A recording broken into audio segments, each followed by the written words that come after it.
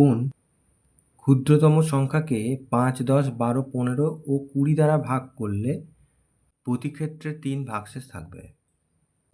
এখানে বলেছে ক্ষুদ্রতম সংখ্যা, আমরা এদের লসাগু করব প্রথমে।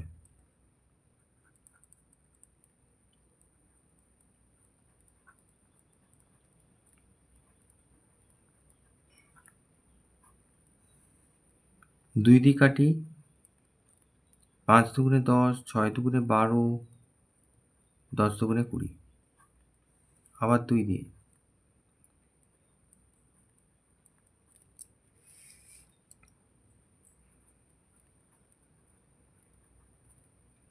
5 দুগুণে 10, 3 দিয়ে,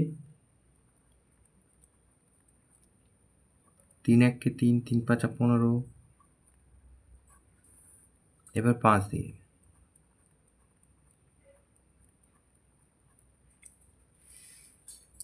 তাহলে অতএব লসাগু 2 গুণ 2 গুণ 3 গুণ 5, 3 5 15, 15 দুগুণে 30, 30 দুগুণে 60। তাহলে বলেছে 3 ভাগশেষ থাকবে, তাহলে আমাদের 3 যোগ করতে হবে। তাহলে অতএব নির্ণেয় ক্ষুদ্রতম সংখ্যাটি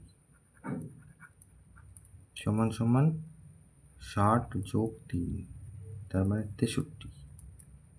এটাই হচ্ছে উত্তর।